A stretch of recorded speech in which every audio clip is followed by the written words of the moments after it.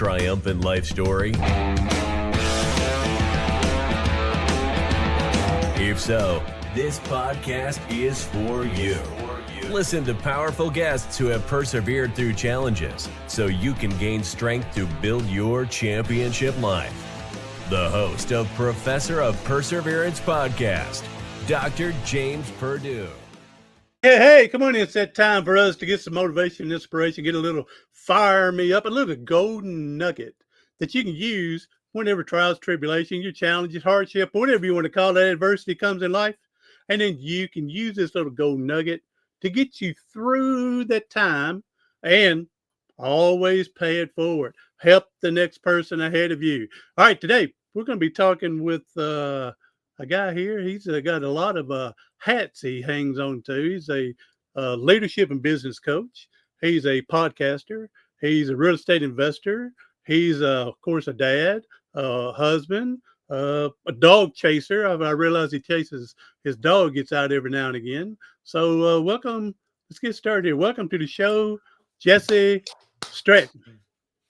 Thank you so much, James. It's an honor, a pleasure, and a privilege to be here with you. Thank you so much. What an introduction, by the way, dude. Like not me, like the actual introduction. I freaking loved the animations and everything. That was incredible. I had to turn my phone around and like record that. I was like, oh my gosh, I've never seen anything like this. This is cool. We like I said earlier, we do our part. So not often enough, but we do our part. Well, you do it extremely well, brother. It's wonderful to be here. Thank you so much for having me. Now, you're in Alaska. I know that. But your background, you ought to be right down the road from me in Nashville. You got your big mic, you got your music stuff on the background behind you. So you should be in Nashville. They won't pay you like they do in Alaska, but you should be in Nashville with that backdrop. You know what? I grew up in music, dude. Between us gals, I don't know that I've actually ever said this out loud before. I got a guitar. My parents gifted me a guitar when I was in 6th grade for Christmas. And I wasn't even really into music. I was listening to, I don't know, Janet Jackson and Madonna. I'm an 80s child, grew up on 80s, love 80s. But I never really thought about getting into music. But the girl I was dating, James, when I was in 6th grade, bro, I had my entire life all figured out. I was dating this girl. Her name was Whitney. Her dad owned the ski hill next to the city that we lived in. And I thought, man, you know what? I'm going to grow up. I'm going to marry this girl, and I'm going to inherit this ski hill, and it's going to be amazing and wonderful. And I had it all figured out, obviously. But she said she wanted a guitar for Christmas, and I went, and I don't know why. Like, I didn't have any pre-notions about picking up a guitar or anything, but I just went and told my parents that I wanted one too. She didn't end up getting one, but my parents got me one. There we're talking. Oh my gosh. And so that's what kicked off this whole thing. And so naturally, because I'm an 80s child, I'm like, oh my gosh, I've got to go learn Back in Black now on the guitar by AC/DC, or I got to go learn Running with the Devil by Van Halen. So that's what started this whole music thing, dude. And I can't imagine life without it. I should be in Nashville. And we just lost Ozzy. Terrible. It's a terrible week. Yeah. Well, I tell you what, here in the last 3 weeks, we lost a lot of celebrities in the last 3 weeks. We have, for sure. Yeah. So, unfortunately. I mean, the big Hulkamania, come and do the ear thing, So tell everybody, take your vitamins. Don't forget them now. Okay. So, all right, Jesse. And of course, I know one reason you really wanted the guitar wasn't as much as your girlfriend getting one. It was, that in the future, playing the guitar is going to get more girlfriends later on. So that's what it is. But also, that in the 6th grade, when we're in love, we see ourselves with that one and only, and that one and only gets us in trouble, So, Not to say it's because of that one and only. It's because we're so obsessed from that. And gets hard to get over the breakup and realize that there really is more fish out there in the sea. It was a tough 7th grade. It was a tough going into 7th grade for sure. I bet. So, but you know what? You know what's cool about that incident though is I've played guitar for well over several decades now, and I love, even James right now. Do you listen to a lot of 80s music? Are you a big 80s guy? I'm 61 years old. I grew up in all that 70s and 80s. Do you like oh my gosh, why did I just draw a name blank? She used to be the percussionist for Prince. Her and Prince dated for a while. Then she went off on her own. She sings Glamorous Life without a love. No, I have no idea. I'm a terrible singer. Anyway, I'm sure I've heard. I just don't know. I can't. Her name just escaped me. Anyway, I was watching this live performance that she had, and this is relevant. I was watching this live performance that she did in the 80s, and oh my gosh, like the energy, the theatrics. You don't see performances nowadays like you did back in the 80s, regardless of what genre of music it was. Yeah. And whether I'm doing a podcast, whether I'm doing a live event, like whatever I'm involved in, that guitar in 6th grade really set the precedence for my worldview on when it comes to experience, whether that's through a podcast, a live event, whatever. I'm always thinking, how can I increase the energy in the room? How can I increase that personal experience? How can I make that experience more memorable than just simply, as an example, coming to an event and, taking a bunch of notes and stuff like you would if you were to go to any other real estate conference or something like that. And so I've got to thank her. Wow. Maybe I should go find her on Facebook and tell her thank you. I guess until now I haven't really sat down and thought about how pivotal that whole thing was to where I'm at right now and what I'm doing, even though I'm not playing at Madison Square Garden. Even though you don't know her personally, I would recommend reaching out, thanking her for whatever. May never hear back from her, but the main reason I say that, when I had my injury, got my neck broke, the head football coach at Vanderbilt, McIntyre, he came and visited me.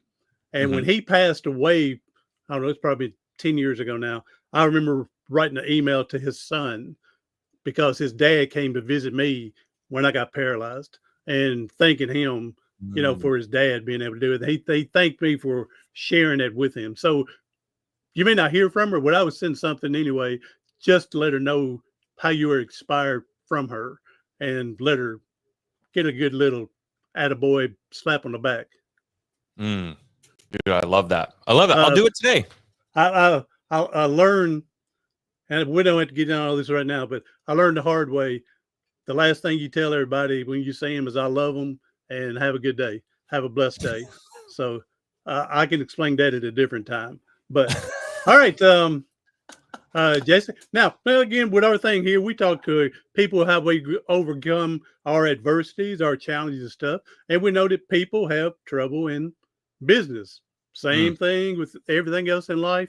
And so putting you on stage from Salt Lake City, we'll put you on stage again. And so how you can possibly, give some little nuggets to help people possibly could be struggling with business. And don't forget, we got that Gold Achievers December 29th and 30th in Orlando. Phil, you didn't think I'd mention that, did you, Phil? Now, when you listen to it, you'll hear it. All right. Phil Aura Taylor. All right. All right, Jason. So if there's anything you can just throw us a couple of nickels worth. Again, with inflation, that's probably a dime's worth, but still, it's only worth a nickel. But if you can just give us a couple of things, help us with our business. For sure. Growing up, believe this or not, James, but it's probably hard for you to believe. Growing up, I was what my mother would call a social butterfly. And I know, shocker. And dude, I was friends with everybody growing up, man. Everybody growing up kind of has their own clique, their own group of friends. And they, for the most part, at least in my experience, they kind of stuck with the same group of friends.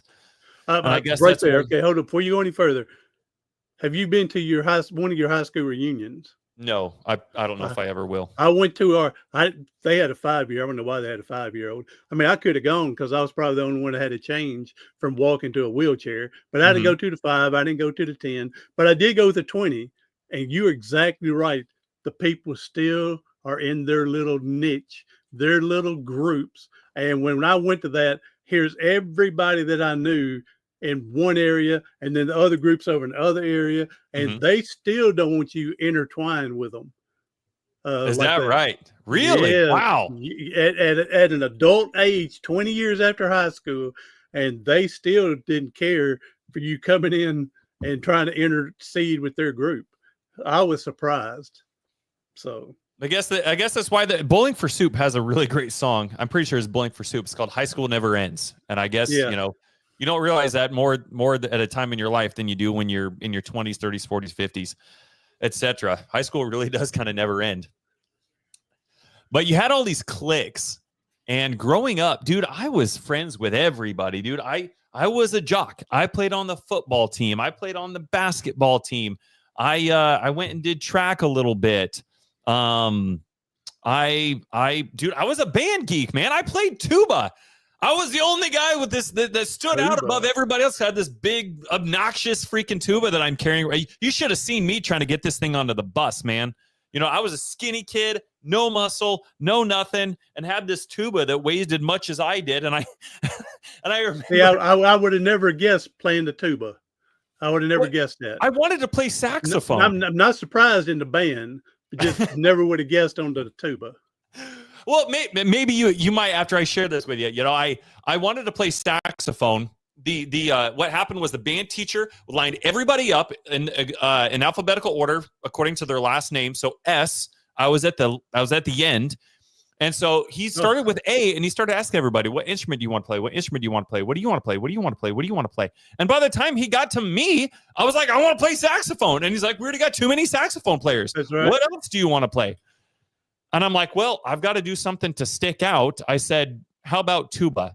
And he's like, tuba? Because who the hell says tuba? Yeah, that's right. And I'm like, yeah, isn't that what it's called? It's the big thing, right? And he just kind of laughed, and he went out and got it, and he gave me this tuba, man, that was the size of me and weighed every ounce as much as I do. Right. And anyway, so that's what I did, man. But at the same time, you also had the goth people who dressed in all black and all that kind of stuff. But I didn't dress in all black or wear those clothes, but I did go to Hot Topic for my Van Halen and Metallica t-shirts, so we still shopped at the same place. That's right. People who had or needed extra care. And growing up, we called it a resource center. So just people that had needed extra help and attention with their development or learning would go to the resource center. And I loved volunteering to go and just read to those guys. And they loved it, and they loved me. And it was just awesome. I was just friends with everybody. Now, the reason I'm sharing all of this as it relates to business is because for the longest time, when I started to get into and learn more and lean more into entrepreneurship, I'm thinking of people like Steve Jobs. I'm thinking of people like Bill Gates. And I'm just like, dude, like, what else is there to invent? The iPod's already been invented. I don't have any good ideas. And so those thoughts would keep me from stepping out of my comfort zone or really trying to learn more. Because I'm like, man, who am I? I'm terrible at school. I'm a C and D student. Occasionally I'll get a B. PE was about where I got my only A. And we could have been twins, man. Except for the tuba. So when I stepped into entrepreneurship, I'm like, man, I don't know. I'm no good at this. I don't know what to do. I've got to learn a whole new set of things I don't even understand. I've got to juggle all these things. And what I didn't understand at the time that I would love to share with everybody now is there are skills and abilities that each one of us have that we were gifted with from birth. God made us with certain skills and abilities and talents. And we don't understand these gifts. A lot of times when you think of these gifts, you think of a gift or something that you have, a skill that you have, and it's for you. But if we break down, like, what is a gift? A gift isn't something that you keep to yourself. A gift is what you give to somebody else. And so as I started understanding these things on a higher level and started increasing my own personal development, because they say your business will never make more money than the level of your own personal development. And that's 100% true. And so I started thinking like, oh my gosh, I'm doing all of these things in my business. I've got to learn all of these things. And a mentor once sat me down and explained this to me. And I thought, oh my gosh, he's right. What's the one thing that is the least path of resistance for me? What is the one thing that is my gift? And here's what I want your listeners to take away. When you think about your gift, think about it this way. Your gift is the thing that you do at your best with the least amount of effort. Let me repeat that again. Your gift, your God-given gift, is the thing that you do at your best with the least amount of effort. And that's where your highest ROI is going to be. And hindsight being 2020, when I would look back at my gift, I love people. I love talking to people. I love getting to know people. I love working with people. I love learning from people. My gift is people. And it's like, well, that's great, but Jesse, you're in real estate, or Jesse, you're an entrepreneur, you're doing all these other things. How do you monetize that?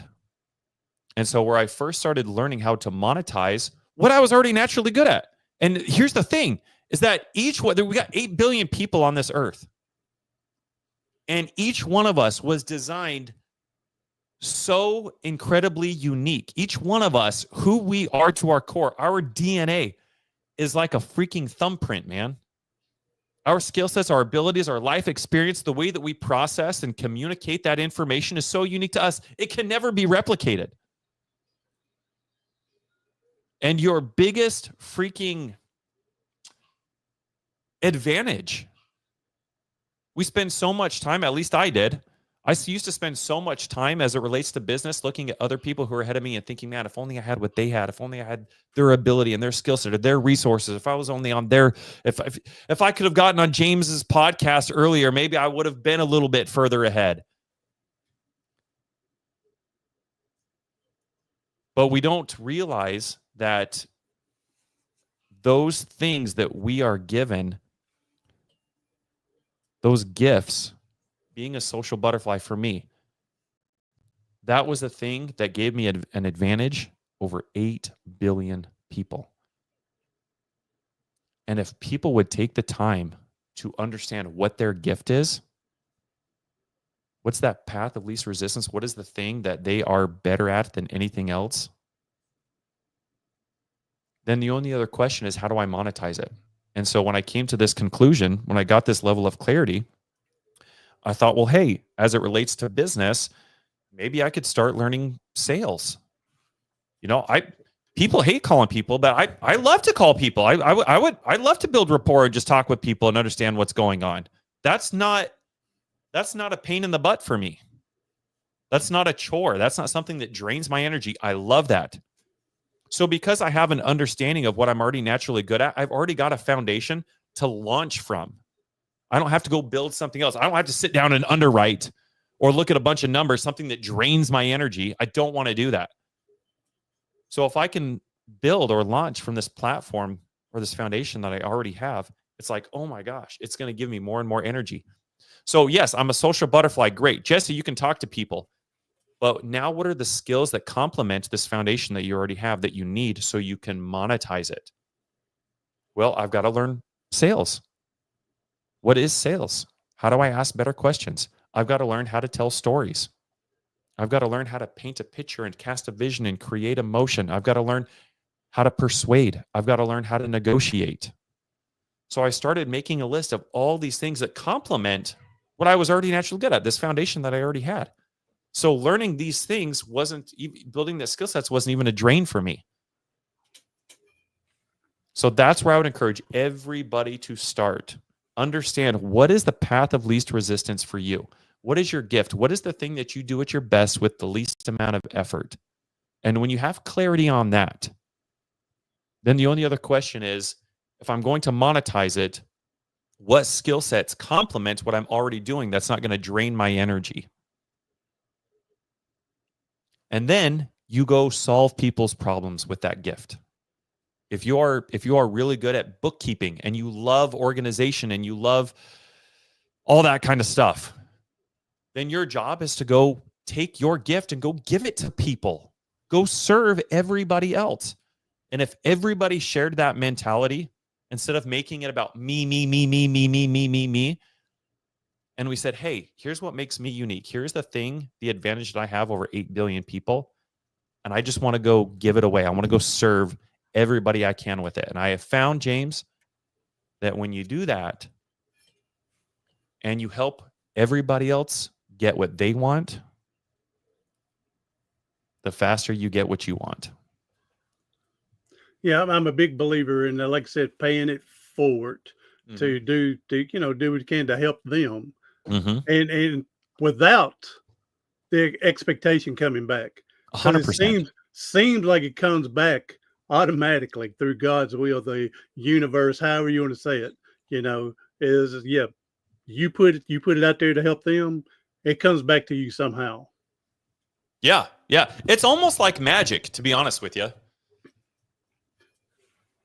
It's that law of attraction. I like some of that magic.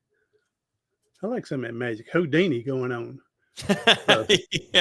Yeah. I don't know the newer people nowadays and everything doing all that magic, but I know Houdini. Not that I know him personally. I just remember him growing up. So, all right. I appreciate it. Yeah. And sometimes I've found that sometimes our gifts change, which is not the worst thing in the world. For an example I give is, say you're doing whatever in life, then you get hit by a drunk driver, and now your life is changed by someone else's decision. Now you want to be an advocate for drunk drivers. Maybe that's your passion then to move on. Or cancer survivor, and now you want to help other people and try to find a cure or whatever. So our passions can change, which is not the worst thing. Or it may be there forever the way it is, and that's the way it is. And nothing wrong either way. I think you're right. I think your passion can change. I think your intent can change. Hell, your skill set. I think that each one of us have gifts that are dormant inside of us. And until you are put into a specific, like you said, maybe a situation that causes you to become somewhat paralyzed or affected in some sort of way, what you do with the gifts inside you to, as you shift or change your intent or your passion, as you said, there's going to be gifts that are inside of you that you didn't know you had until those circumstances or those stressors or those pressures are applied. And then it's like, oh my gosh, I get to find out more about who I am. Yeah. Believe it or not, one of my passions that come to me, I got my first service dog 15 years ago. Here I'm 30-something years old, and all these kids are getting them at 12 and 15 years old, getting these service dogs. I got my first one when I was 30-something years old, and he has been we had to put him down a year and a half ago because he was 15 years old, and I had him for 13 and a half years. But man, couldn't believe the effort, everything. He was just, one time I swore I heard him.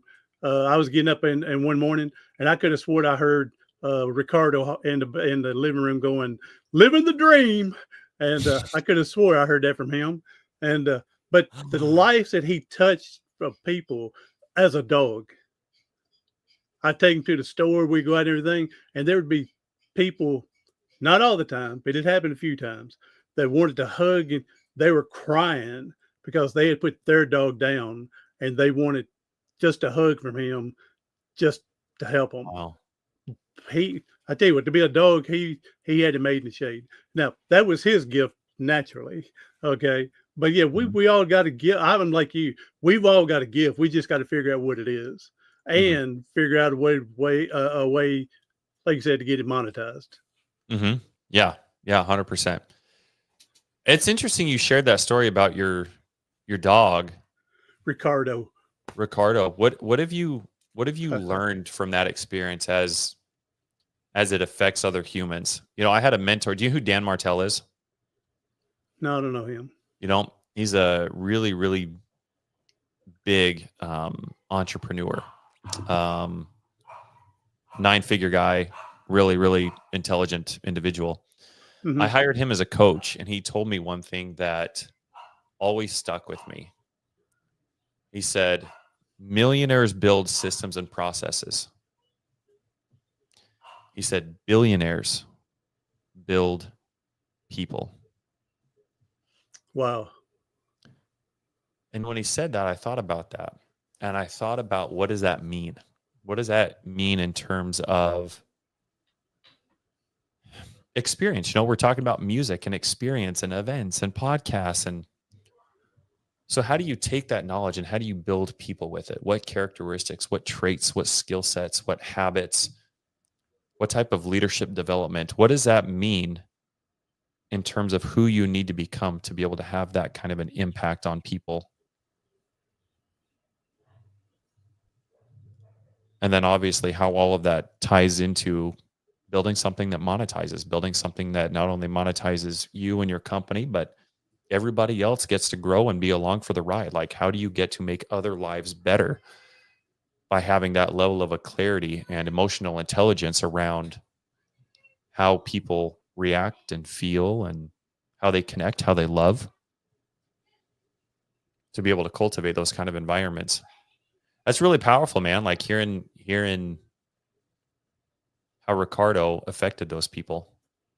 It was just amazing. So, big thing I learned from it, and I saw a documentary one time, these prisoners, and actually Ricardo was partly puppy raised in a prison system.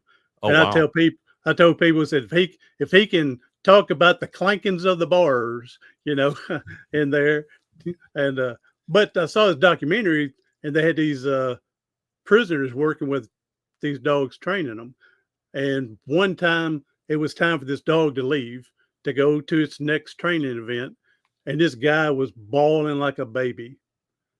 And they went up to, of course, the documentary, asking, why is he feeling like this? You just trained a dog that's going to help someone that needs it. Look what you've done to help. And Yeah. he said that dog gave him the unconditional love he never got from his own parents. Oh wow. And he's of course he went a little further. If I'd have had that, I may not be where I'm at today. So Wow.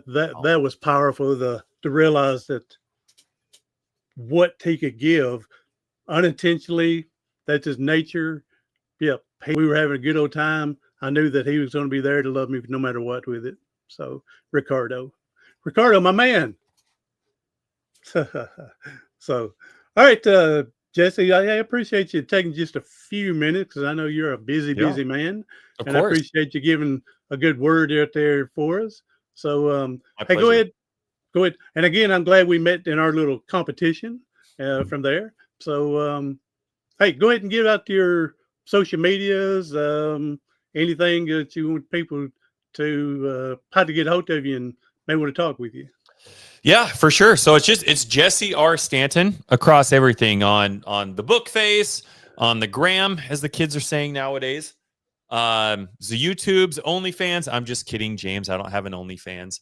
Yeah, just Jesse R. Stanton across the board, guys. Would love to connect with you. Would love to hear about what you guys have going on. What do you need? Where can I be a resource? Like this is my gift. This is what I love doing. And I had a mentor one time that shared a quote that really resonated with him, and he shared it with me, and I was like, oh my gosh, I love that. And I haven't forgotten it since. I'd have to go find it again. As I say, I haven't forgotten it. I haven't forgotten about it. And I don't remember what it said exactly, but the core theme that stuck out through what he shared with me was that at the end of my life, when I'm laying on my deathbed, I want to be used. I want to be used up. I want to know that I helped everybody that I could. that I gave as much as I could, that I really left it all on the field. I left with no regrets. And sometimes that ends up in people taking advantage of you. Sometimes Oh, that yes. ends up in just absolutely wonderful and amazing opportunities, transformations, life experiences for other people that create these ripple effects that sometimes you never know how far those effects go. And so I take that responsibility very seriously. So if there is anybody that would love to connect or chat or just needs an ear to bounce some ideas off or things they're going through, like, I want to be used up by the time I die. That's why I'm here. So please, would love to connect with you guys. Amen, brother. Appreciate it. I'm glad we've connected. Hey, last thing before I forget, you are a military personnel as well. And I want to thank you for your service because, and I tell other people this, is because of you, the people before you, people coming in the future, is why people like me are able to get out in this country and enjoy it the best we can. Because it's not been that long ago that one of the old war people were killing disabled people, because they weren't the perfect ones. And Sure. so it's not been that long ago. So thank you for your service again, because of you and others before and after is why people like me can enjoy this world the best we can. Thank you, James. I really appreciate that. Thank you. That means a lot. Appreciate that. Thank you. Everybody else, hey, reach out to Jesse. Hey, we'll put everything in the show notes as well to help find it a little easier. And share this out with a friend that can use a little inspiration to help with their business a little bit. He gave several good nuggets in there. So, and we appreciate him sharing with us. All right, everybody else, I'm Dr. James Purdue, the professor of perseverance. There we go. Do something today, tomorrow, something next week that's going to help you persevere past your